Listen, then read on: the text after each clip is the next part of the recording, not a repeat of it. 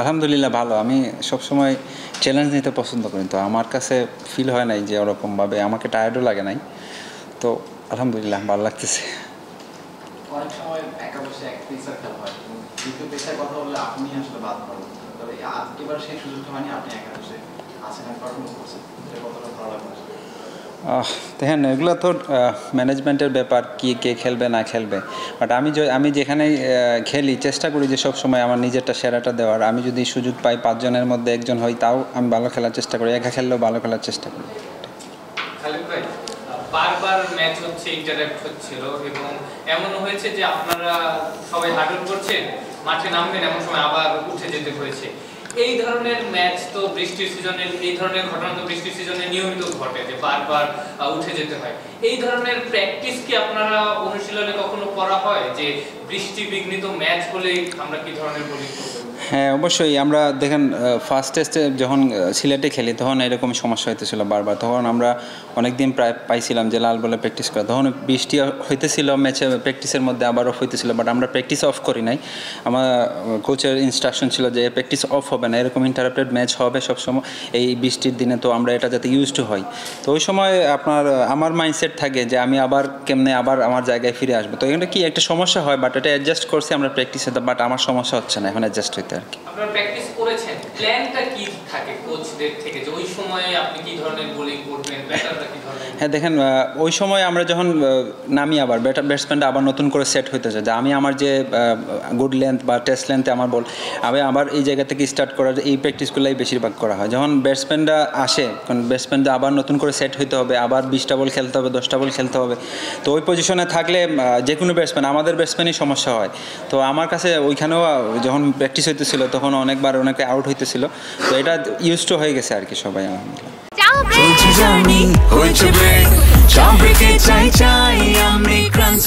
যে কোনো চা ব্রেকে বিস ক্লাব ড্রাই কেক, চায়ের সাথে আয়েশ।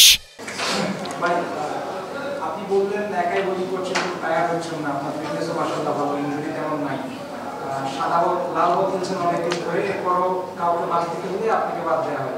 বিপিএল ভালো করলেন, এরপর সাদা বলে এখনো সুযোগটা তেমনভাবে পাচ্ছেন না। ওভারঅল আপনার জার্নিটাকে, ক্যারিয়ারটাকে আপনি কীভাবে মূল্যায়ন করেন? দেখেন, আমি সব কিছুর জন্য আলহামদুলিল্লাহ বলে, সুযোগ আসবে এমন না যে সুযোগ আসবে না। আমি ওয়ানডে কিন্তু খেলছি, এখানে নিউজিল্যান্ডের সাথে আমি ওয়ানডে খেলছি। তো আমি এই সুযোগের অপেক্ষায় আছি, সমস্যা নাই। যে আমি যে আমার যে কাজ, যে আমার খেলা, আমি যে প্লেয়ার হিসেবে আমার যে খেলা, আমি ওটাই খেলবো। বাকিটা যদি উপরওয়ালার ইচ্ছা আর সিলেক্টরদের যদি পছন্দ হয় তাহলে ওনারা দেখবে আর কি। সাদা বলের প্ল্যানে আপনি আছেন কিনা বা সিলেক্টররা এরকম কোনো মেসেজ দিয়েছে কিনা? সেটা তো আমি জানি না এখনও, বাট যেহেতু আমাকে অপরচুনিটি পাচ্ছি এই টিমে, যেহেতু আমি সাদা বলে খেলেছি বা প্রিমিয়ার লিগ খেলতেছি, বিপিএল খেলছি, তো আমার কাছে ফিল হয় যে না আমি পারবো। তো বাকিটা ওনাদের ইচ্ছা আর কি। কম্পিটিশন একটু বেশি মনে হচ্ছে, ভালো পারফর্ম আসলে সুযোগ পাচ্ছি না সাদা বলে। বাংলাদেশের পেসার আসলে ভালো করতেছে বেশ কয়েক বছর ধরেই, তারপরও সবশেষ যে সিরিজটা, টি20 সিরিজে বোলারদের পারফরমেন্স, আপনি একটু হতাশ ছিলেন কিনা বা তাদের বোলিংটা আপনার কেমন লেগেছে? ভাই, আমি তো আসছি এখানে এই টিমের প্রেস কনফারেন্স করতে, ন্যাশনাল টিমের তো আমি বলতে পারবো না, আমি তো ছিলাম না এখানে, তো আর আমি এটা বলতে চাচ্ছি। তারপরেও একটা বিষয় কি, মানে একই দলে তো কাজ করেছেন, মানে একই গ্রুপের কোচিং স্টাফ যারা আছেন তাদের সাথে কাজ করেছেন, টেস্ট ফরম্যাট হোক বা ওডিআই ফরম্যাট হোক, ক্যাম্প হয়। আপনার কি মনে হয় যে যাদের সাথে হারছি বা বাজেভাবে খেলছি তাদের থেকে কি আমরা স্কিলে এতটাই পিছিয়ে, বা তারা স্কিলে এত বেশি কাজ করে? যেমন বোলিং লাইনের কথাই বলতে হচ্ছে, কারণ ওখানে এমনই রান হবে, আমাদের ব্যাটসম্যানরা এমন করবে, ওরা এমনই করবে, কিন্তু বোলিংয়ের ডিফারেন্সটা ওখানেই ক্রিয়েট করে। আপনারা তো কাজ করছেন, কোচিং স্টাফ হাই স্যালারিতে আছে, দেশে বাইরে, সো ডিফারেন্সই খুব বেশি যে আমরা এইভাবে ভাই টি20 ম্যাচে কিন্তু আপনার দেখেন ছোট দল বড় দল কিছুই নাই। তো আমরা যার যে দিন থাকে ওই ম্যাচটাই উইন করে, যার মোমেন্টাম ভালো পাওয়া যায়, যখন মোমেন্টাম পাওয়া যায় তখন ওই মোমেন্টামটাই সারা ম্যাচ ক্যারি করে। যেমন বিপিএলে যেরকম আমরা মোমেন্টাম পাওয়া গেলে আবার আমরা কিন্তু শেষ করে দিই সবাইকে। তো এরকম আর কি, ধরুন কেউ তো হারতে চায় না, হারার জন্য তো কেউ যায় না খেলার মধ্যে। তো এখানে হচ্ছে মোমেন্টাম হয়তো আমরা পাই না, এই জন্য হয়তো হাইরা গেছি, বাট ওভারঅল সামনে পাকিস্তান সিরিজ আসে, ইনশাল্লাহ আমরা আবার কামব্যাক করবো। একটা বিষয়, এখানে একজন আপনি খেলছেন, নর্মালি আমরা সবসময় বলি যে এখানেও আমরা দেখেছি ন্যাশনাল টিমও সবশেষ ম্যাচ ছাড়া আগের ম্যাচেও 2-3 পেসার খেলানো হয়েছে। গতকাল নাজুল ভাই বলে গেছেন যে এখানে আসলে জয়ের জন্য খেলছি। আপনাদের জন্য বড় একটা চ্যালেঞ্জ থাকে, এই যে ফ্ল্যাট উইকেটে বল করছে ভালো হচ্ছে না, কিন্তু এইগুলো প্র্যাকটিস ম্যাচে মানে জয় তো সবসময় মুখ্য হয়ে দাঁড়ায় না।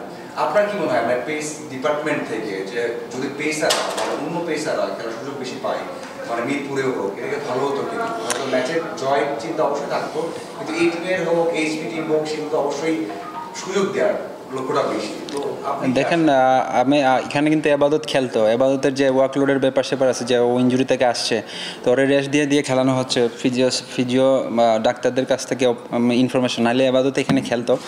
আর ব্যাপার যে আরও দুজন আছে, তো দেখেন আমাদের কিন্তু প্রপার টিম কম্বিনেশন করতে হলে আমাদের কিন্তু ব্যাটিং কম হয়ে যায়, তো আমরা চাইতে যে আমাদের মানে ওইখান থেকে ধরেন প্রপার যদি অলরাউন্ডার থাকতো, যে পেস বোলিং অলরাউন্ডার থাকতো, তাহলে এই জিনিসটা হতো না, তো টিম কম্বিনেশনটা ভালো হতো, আরেকটা পেসার খেলতো। তো এই জায়গা থেকে আমরা একটু পিছিয়ে আসি হতো, বাট আসে যে এইচপিতে আছে দুইজন অলরাউন্ডার, ব্যাটিং বোলিং অলরাউন্ডার, তো ইনশাল্লাহ ওরা ডে বাই ডে উন্নতি করে আবার এই জায়গায় আসবে।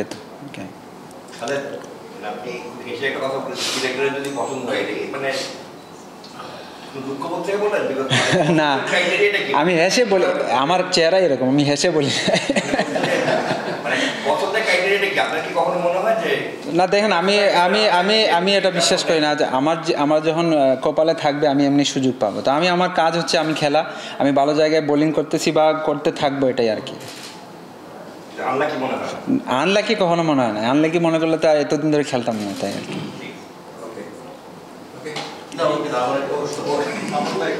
গামতেছি ভাই। চ্যানেল মেনটেন করে বল করাটা আসলে কতটা জরুরি? আপনার দেখলাম আপনার একটা ক্ষেত্রে কি হলো না, তিনটা বল প্রায় সেম ক্যাটাগরিতে। আসলে আমাদের দেশের বোলাররা কন্টিনিউয়াসলি একটা জায়গায় বল করার মতো সামর্থ্য রাখে। দেখেন অবশ্যই আমি সিলেটের ম্যাচ দেখছেন কিনা আমি জানি না, বাট আমি চেষ্টা করছি যে সব সময় এক জায়গায় বল করতে, কারণ টেস্ট ক্রিকেটে যদি আমি প্যাশনেট না থাকি তাহলে উইকেট আসবে না, রান হয়ে যাবে।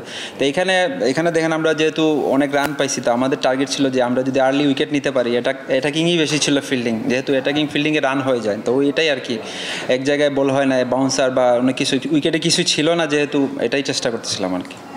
আপনি লাকের কথা বলছিলেন সিলেকশন নিয়ে, তো আপনি কি এভাবে মনে করেন যে একটা প্লেয়ার যখন পিক মুভমেন্ট থাকে তখন আসলে তাকে চুজ করাটা বা পিক করাটা ওই সময় সুযোগ পাওয়াটা খুব বেশি ইম্পর্টেন্ট? এটা আমি বলতে পারবো না, এখন আমি বলতে চাচ্ছিও না, বাট আমার সুযোগ আসবে, আমি বিশ্বাস রাখি আমার সুযোগ আসবে। কবে সেটা বলতে পারি না, বাট উপরওয়ালার ইচ্ছা আর কি, উপরওয়ালা যদি আমার দিকে টাকা চায় অবশ্যই ইনশাল্লাহ।